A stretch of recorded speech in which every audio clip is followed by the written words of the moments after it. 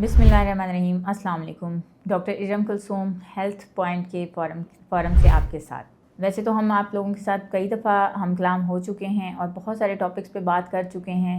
हमारी उन तमाम ख़वातीन को यह अवेयरनेस देने के लिए जो अभी इस बीमारी में मुब्तला हो चुकी हैं या फिर उनके कुछ ऐसे सर्कमस्टांसेस हैं, उनकी फ़ैमिली में ये डिज़ीज़ रन करती है या फिर जवान बच्चियाँ, उनको ये अवेयरनेस दी जाती है ताकि वो इस बीमारी का शिकार होने से बच सकें। तो इस सिलसिले में जो सबसे पहली और अहम बात है कि जो एक डर बैठा हुआ है कि ब्रेस्ट कैंसर कैसे आ जाता है बॉडी के अंदर, तो उसमें मैं बहुत ही आसान अल्फाज इस्तेमाल करते हुए जिस पे मेरी बहनों को, मेरी बेटियों को, मेरी बच्चियों को और मेरी पेशेंट्स को ये मुश्किल ना आए कि बहुत हाई लेवल की कोई मेडिकल टर्मिनोलॉजी मैं यूज़ करूं, ऐसा नहीं होगा। मैं बहुत आसान और आम फहम ज़ुबान में आप सबको ये मैसेज कन्वे करना चाहूँगी ताकि आप सबकी समझ में ये आ जाए बासानी कि ब्रेस्ट कैंसर है क्या, उससे हमें किस तरह से हम खुद अपना एग्जामिनेशन करके ये बात पता चला सकती हैं कि हम किस तरफ को मूव ऑन हो रही हैं, उसके साइंस एंड सिम्टम्स क्या होंगे, या फिर अब इसकी क्योरनेस हम कैसे कर सकते हैं, इसे कैसे बचा जा सकता है,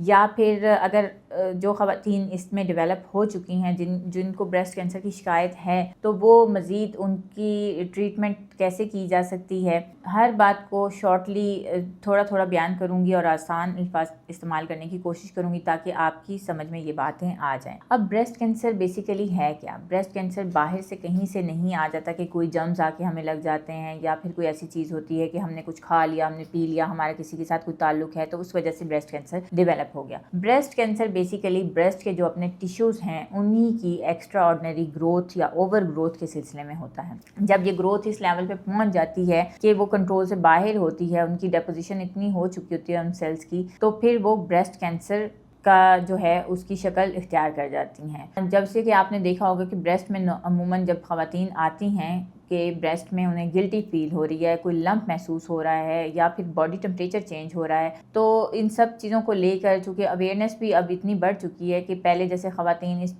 टॉपिक के ऊपर बात करते हुए थोड़ी सी शर्मा आती थी, हिचकिचाती थी कि हम अपने घर वालों से कैसे डिस्कस करें या इतनी छोटी सी बात जाके हम अपनी डॉक्टर के साथ किस तरह से डिस्कस करें। तो अब इतनी अवेयरनेस है हमारी नौजवान बच्चियों में भी और ख़वातीन में भी कि वो अपनी डॉक्टर से इन चीज़ों को डिस्कस करती हैं। तो इस वीडियो में हम बेसिकली यही कोशिश कर रखेंगे कि इन टॉपिक्स के ऊपर बात करें जो जनरल लेवल पे और आप लोगों के लिए समझना भी आसान हो। अब ब्रेस्ट को जो नॉर्मली कंसीडर किया जाता है वो सिर्फ ये है कि अपना जो आपका पार्ट ब्रेस्ट का नज़र आ रहा है वो ही सिर्फ ब्रेस्ट है, जबकि ऐसा नहीं है। ये जो आपकी आर्म पिट का हिस्सा है यानी कि अंडर आर्म्स हैं, जो जिसको एक्सिलरी टेल अगर कुछ लोग इसको इजीली समझ सकें, तो ब्रेस्ट जो है बेसिकली यहाँ से सिर्फ जो लुक आपको दे रही है, ब्रेस्ट का जो पार्ट आपको नज़र आ रहा है वहाँ से लेके अंडर आर्म तक का हिस्सा, उसमें इसकी एक्सिलरी टेल भी शामिल है।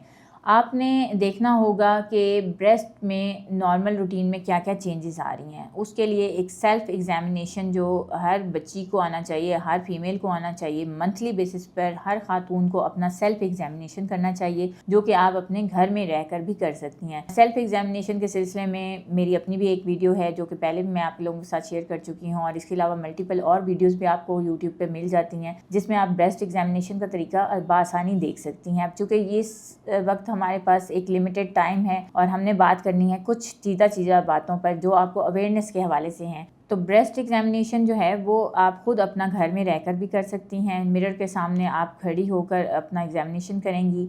अब बेसिकली ब्रेस्ट एग्जामिनेशन आपको किस एज में स्टार्ट कर देना चाहिए? प्यूबर्टिकल एज पे भी आपको ब्रेस्ट एग्जामिनेशन का पता होना चाहिए, लेकिन जो एक स्पेसिफिक एज आपकी स्टार्ट होती है कि 16-17 ईयर्स की लड़की को जो है ना अपना ब्रेस्ट एग्जामिनेशन रेगुलर बेसिस पे करना चाहिए। आप इसको मंथली बेसिस में करेंगे और उसमें आपने देखनी क्या क्या चीज़ें हैं। एक तो आपके ब्रेस्ट का शेप, उसका साइज़, उसके निपल्स का साइज़, उसकी शेप। फिर ये कि आपने जिस तरह से मैंने बताया है कि एक्सिलरी टेल होती है, आपने अपने आर्म पिट्स तक जाकर उसको सारे का सारा एग्जामिन करना है। आपने देखना है कि क्या आपको कोई गिल्टी या लंप महसूस तो नहीं होता है एग्जामिनेशन के दौरान। आपको जो ब्रेस्ट की स्किन है उसके अंदर कोई वेरिएशन या कोई तब्दीली नज़र तो नहीं आती है। इसी तरह ब्रेस्ट का जो टेम्परेचर है वो आपको चेंज होता हुआ महसूस तो नहीं होता है। निपल से कोई एक्स्ट्रा ऑर्डिनरी डिस्चार्ज नहीं है या फिर कोई मिल्की प्रोडक्शन डिस्चार्ज तो नहीं आ रहा है। ये सारी चीज़ें बिल्कुल अलार्मिंग होती हैं अगर आपको कोई ऐसी सिचुएशन फील होती है। अब बात आ जाती है कि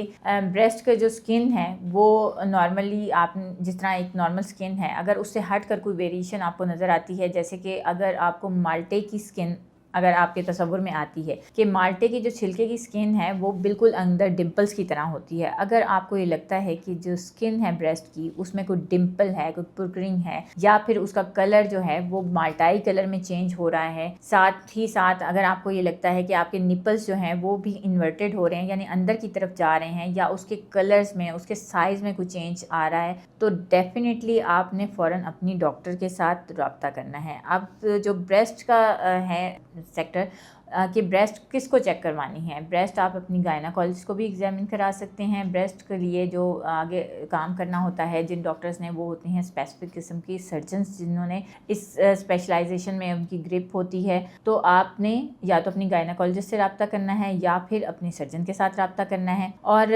आपने ये देखना है कि जो है आपकी ब्रेस्ट उसमें से जैसे मैंने बात की है कि कोई डिस्चार्ज वगैरह तो नहीं होता। अब कुछ होती हैं लैक्टेशनल मदर्स, जब आप लैक्टेशन कराती हैं या बच्चे को दूध पिलाती हैं तो डेफिनेटली जो दूध होता है उसका बनने का जो अमल होता है वो बाज़ दफ़ा इतना ज़्यादा होता है कि दूध आपकी ब्रेस्ट से या निपल से उसका डिस्चार्ज हो रहा होता है रूटीन में। हम उसको जो है ब्रेस्ट कैंसर वाले डिस्चार्ज में नहीं इंक्लूड करते। अगर नॉर्मल रूटीन में आप लैक्टेशनल नहीं हैं, आप दूध नहीं पिलाती हैं, आप अनमैरिड हैं या आपकी वो एज गुजर चुकी है या आपने वो टाइम पीरियड गुजार दिया है, फ़िलहाल आप अपने बच्चे को लैक्टेशन पे नहीं रखती हैं, आप दूध नहीं पिला रही हैं और उस सूरत हाल में भी अगर आपकी निपल से डिस्चार्ज आ रहा है चाहे वो वाइटिश कलर का है और अगर उसने कलर चेंज कर लिया है तो these are the alarming signs for you. अब बात आती है कि आपने अपना एग्जामिनेशन जैसे मैं पहले भी बता चुकी हूँ कि 18-17 साल की उम्र से स्टार्ट कर देना है। आपने सेल्फ एग्जामिनेशन करना है, हर मंथ की बेसिस पे करना है और उसके अलावा भी आपको हर 6 मंथ के बाद अपनी डॉक्टर को एक दफ़ा ज़रूर रुजू करना चाहिए। आपको जो चीज़ें नहीं नज़र आ रही होती या जिसको आप नहीं समझ पा रहे होते, हो सकता है आपकी डॉक्टर उन चीज़ों को आइडेंटिफाई कर ले। सो हर 6 मंथ में आपने अपनी डॉक्टर को ज़रूर विज़िट करना है। अब चीज़ आ जाती है, अब आ जाता है कि जब आप अपनी डॉक्टर के पास जा रहे हैं, बिलफ़र्ज़ आप 17-18 साल की उम्र से आप ख़ुद भी एग्जामिनेशन करें, अपने डॉक्टर के पास भी जा रहे हैं, तो बात आती है कि अब आपको स्कैनिंग की तरफ कब आना है। तो एक जनरल जो स्कैन्स होते हैं, स्कैनिंग होती है, ब्रेस्ट के अल्ट्रासाउंड होता है और एक चीज़ होती है ब्रेस्ट मेमोग्राफी। इन दोनों के लिए एज क्राइटेरिया जो डिफरेंट कर दिया गया है कि अगर आप 35 की ईयर्स से पहले 35 साल से पहले की उम्र में आप ब्रेस्ट स्कैन करवाएंगी, अपना ब्रेस्ट अल्ट्रासाउंड करवाएंगी और अगर आपकी उम्र जो है वो 35 से 40 के बीच में है या उससे आगे चली गई है तो आप ब्रेस्ट की मेमोग्राफी करवाएंगी। एज के लिहाज से इनमें डिफ्रेंशिएट किया गया है और जो ब्रेस्ट सेल्स होते हैं उसको किस स्टेज पर कितना कैप्चर करेगा ब्रेस्ट स्कैन या किस स्टेज पर आपको ज़रूरत है ब्रेस्ट मेमोग्राफी की, तो वो एक एज का क्राइटेरिया मैंने आपके सामने रखा है जिसको WHO की तरफ से भी ऑथराइज किया गया है कि इस एज पर, इस स्टेज पर आपको ये चीज़ जो है वो ज़्यादा फ़ायदेमंद होगी। अब इसमें आ जाएगी आपकी ब्रेस्ट की स्क्रीनिंग। तो ब्रेस्ट की जो स्क्रीनिंग होती है वो बेसिकली स्टार्ट हो जाती है 25 इयर्स की एज से। 25 से 35 तक आपने ब्रेस्ट का अल्ट्रासाउंड करवाना है, 35 से बियॉन्ड आपने ब्रेस्ट की मेमोग्राफी करवानी है। बिलफर्ज आप जो हैं किसी बीमारी में मुब्तला हो जाती हैं या आपको कैंसर सेल्स डेवलप होना शुरू हो जाते हैं तो उसमें आपकी डॉक्टर जो है वो उसकी डिफरेंट स्टेजेस होती हैं। वो डेफिनेटली आपकी बायोप्सी भिजवाएंगे। बायोप्सी जो है कोई इतना डिफ़िकल्ट अमल नहीं होता। लोकल OPD जो है उसमें भी आपकी बायोप्सी ले ली जाती है और बायोप्सी के लिए आपका मटेरियल भिजवा के उसके लिहाज से आपकी स्टेजिंग कर दी जाती है। और फिर आ जाता है आपके सर्जन का पार्ट कि सर्जन आपके लिए किस स्टेज पर क्या चीज़ जो है वो डायग्नोज करता है, क्या आपको सर्जरी की ज़रूरत है अगर तो ज़रूरत होगी तो डेफिनेटली सर्जरी के साथ आपको क्योर किया जाएगा। अगर ये एंटीबायोटिक कवर देकर भी आपकी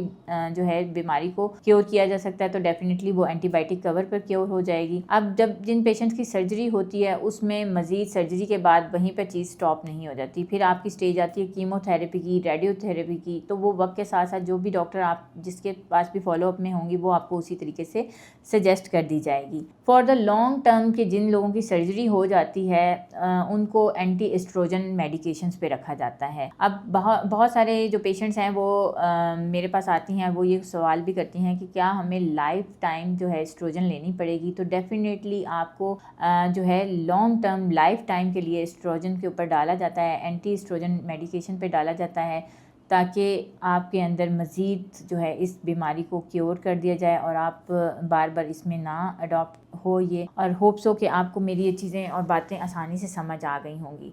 अब कुछ चीज़ें ऐसी होती हैं कि जो कि फैमिली की तरफ से भी होती हैं। बाज़ दफ़ा तो हमारे सेल्स की जो है वो ओवर ग्रोथ की वजह से ये चीज़ें आ रही होती हैं, और कुछ जो ख़वातीन हैं उनमें ब्रेस्ट कैंसर का जो अमल है वो उनकी फैमिलियल हिस्ट्री से भी आता है कि अगर माँ को या खाला को, नानी को ये चीज़ हुई हो तो हो सकता है कि वो डेवलप हो उस खातून में। और ब्रेस्ट फीडिंग जो मदर्स होती हैं उनके लिए एक बड़ा पॉजिटिव पॉइंट है कि जितना एक माँ अपने बच्चे को फीड कराती है, अल्लाह ताला ने कुदरती तौर पे औरत के अंदर ये सलाहियत रख दी है कि अगर आप अपने बच्चे को फीड कराती हैं तो उससे आपके जो है ब्रेस्ट कैंसर के डेवलप होने के चांसेस कम से कम होते हैं। तो मेरी गुजारिश है उन ख़वातीन से जो कि सिर्फ कॉस्मेटिकली इस चीज़ को अवॉइड करती हैं कि ये एक मिथ जो हमारी ख़वातीन के जहन में बैठ चुका है कि ब्रेस्ट फीड कराने से जो है ब्रेस्ट की शेप या उसके जो है निपल्स के शेप में जो है वो वेरिएशन आ जाती है और हमारी जो शेप ख़राब हो जाएगी या वो ढलक जाएंगी दूध जितना हम पिलाएंगी।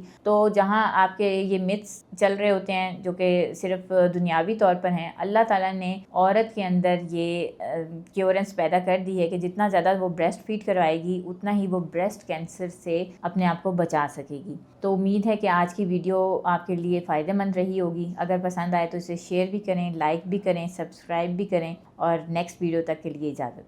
जज़ाकल्लाह।